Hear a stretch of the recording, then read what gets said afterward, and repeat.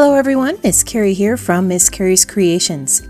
Today I am sharing a lovely page filled with lots of layers, and I'm going to be showing you a few ways that you can use stamps on your scrapbook layouts. I can't wait to share this project with you. Today I'm working with the March AURORA kit from Not Just for Boys Kit Club. This kit is packed full of vintage patterns and bright spring elements. Included in the kit are these pattern papers, alpha stickers, chipboard pieces, and little baubles. There is also a lovely cardstock cut that I'm going to be using on my page today. As I create this layout, I will bring in a few other items. In the description below, there is a link to the kit and a list of all the supplies I'm using today. I'm recording a memory of our son with his much younger cousin. This photo was taken on a stormy day after the two of them had been fishing. I chose a wood grain pattern for the background, and I'm bringing in some chipboard elements to layer behind the photo. I want these items to naturally frame the photo, so I've picked a chipboard frame and some ledger patterns, and I'm going to bring in some colors that complement the colors of the photo. She's wearing a bright yellow shirt, so I'm selecting a few yellow elements, and I'll pair that with purple, which is a great complement to the yellow. To give this a bit of a masculine feel, I'm going to bring in some blue, and then I'll finish off the layers with a piece of white ephemera to separate this from the background. I don't use purple very often, but I've been wanting to try out this Nouveau Crackle paste. The wood grain pattern has a subtle purple wash, and I want to add more of that color to the background with some stenciling. I'm using the retro diamond stencil, and I'm randomly brushing the paste onto the page. A silicone brush seems to work better when applying this because it creates a thicker layer than a spatula would. As it dries, it will have a crackle texture, and the thicker application will create more cracks. I'm going to apply most of the design on the right side of the page, and I'll bring a small amount over to the left that's going to sit under my title. After allowing that paste to dry a bit, I decided I wanted to bring in some splatters of gray. I'm using Hickory Smoke Distress Oxide Spray, and I'm just splashing some bits of color over that crackle mousse. I just took off the lid of the spray and used it to splatter the ink randomly in the background. There were a few really large ink blots here and there, so I just dabbed them up with a paper towel.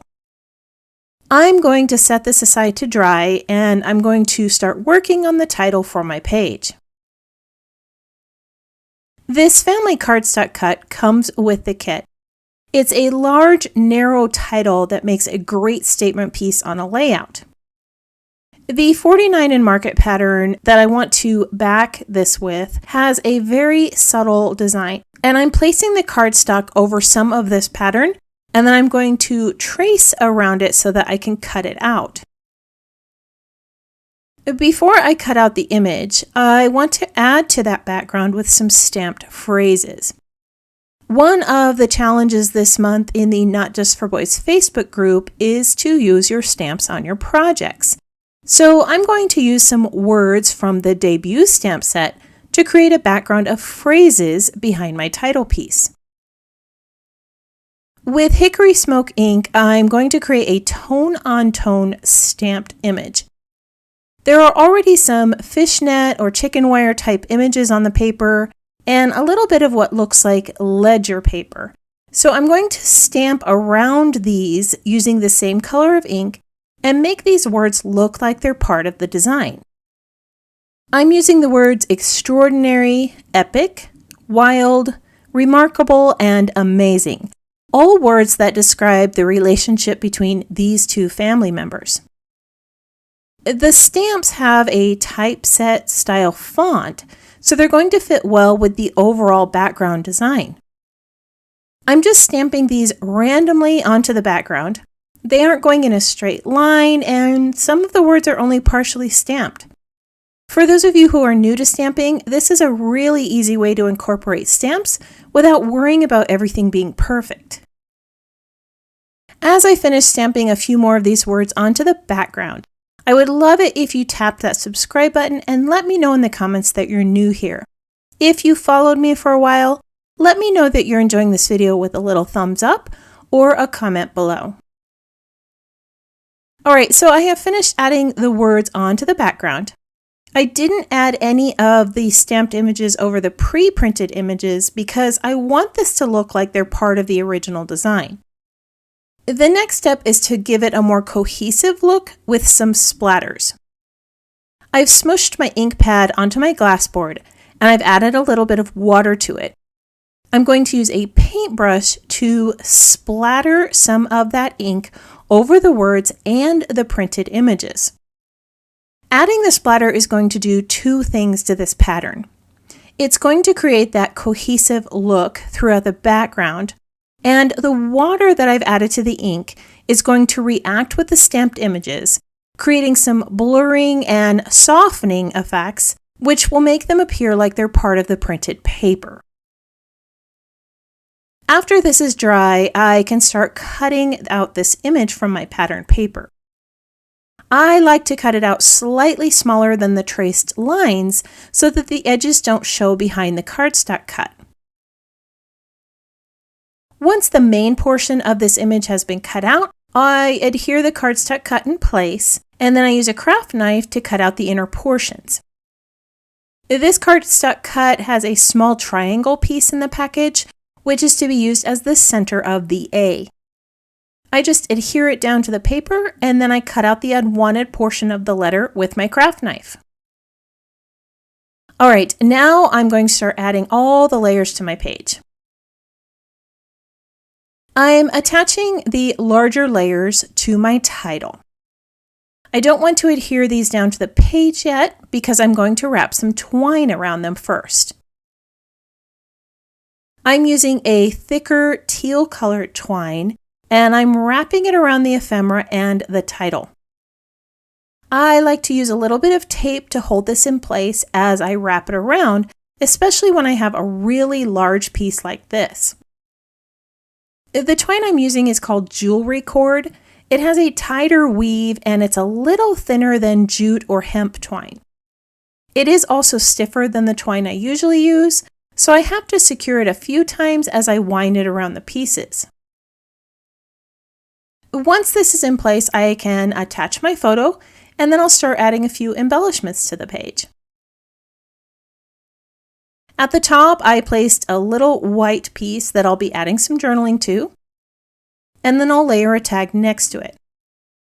I brought in a few ticket layers on the right and started moving these around a bit, trying to decide the best placement.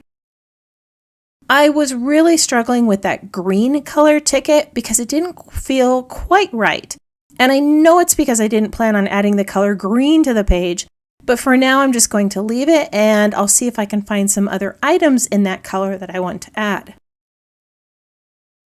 I did bring in some neutral colored leaves to this page.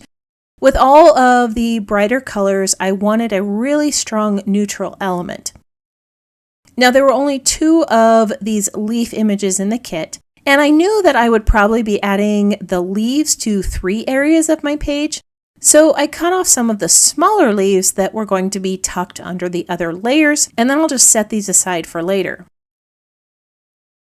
On my blog, I recently shared how I like to start my embellishment clusters with anchor pieces. Those leaves are the anchors. Over the top, I'm going to add items in the colors that I want to showcase on the page.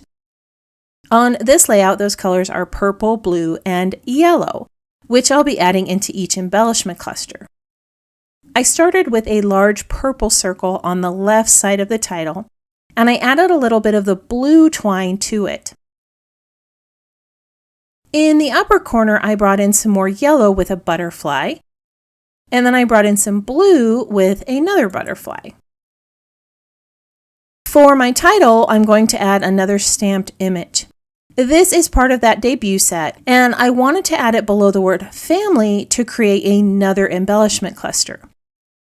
I'm stamping this in espresso ink to match the 2 leaf images I added, and I'm going to be using a stamping platform to help me stamp this image.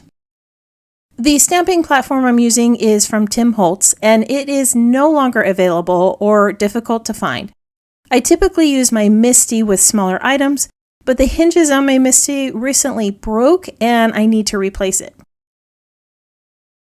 I did stamp that word adventure onto a piece of ephemera, and it has what looks like twine wrapped around the side. Adding the stamped image to a printed die cut makes this look like it's part of the collection that I'm using on the page, and it adds another layer of interest. I'm going to place this title below the large cardstock cut and add 2 additional phrases. One is a neutral colored phrase that says, "Today is the day." The other is in a soft blue color, and this phrase says, "Together." As I was looking at my visual triangle, I realized that the blue butterfly at the top needed to be changed to a purple one. This helped create more balance on the page and brought more of that purple color to my layout. I decided to place a little yellow butterfly near the title and realized that the kit only came with 2 butterfly die cuts. Of course, I wanted to add an odd number of them on my page, so I ended up cutting 1 butterfly out of an ephemera piece. Now, I didn't need to be too detailed with my fussy cutting because this butterfly is just going to be tucked under this circle here on the left. At this point, I feel like the cluster near the title is now too close to the other one on the left side, so I'm going to move a few items around. I really don't need those brown leaves at the base of the page because I already have some neutral colored phrases in this area that match the leaves on the page. So I'm going to tuck these under the purple circle to build that cluster up a bit. Now I'm just going to place 2 little butterflies below the title in a yellow and purple color. The last little items that I'm going to add to my page are some of those little white and gold baubles from the kit. I'm going to finish adhering these in place, and I'll type up my journaling, and then I'll share the completed page with you.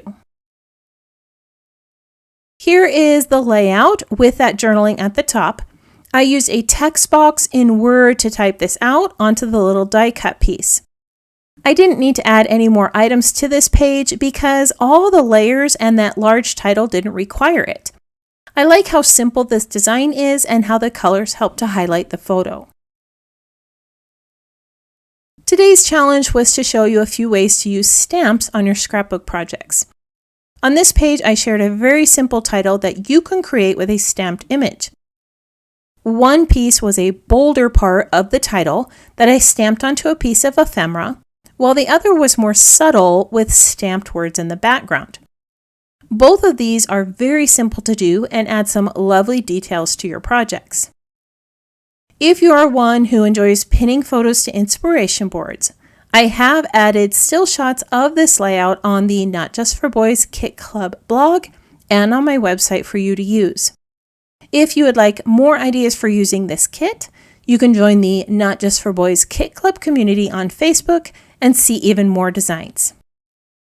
I want to thank you for joining me today for another scrapbook project. If you have any questions about the project or the supplies listed below, feel free to post that in the comments. I hope that you have a wonderful week, and I can't wait to see what you create.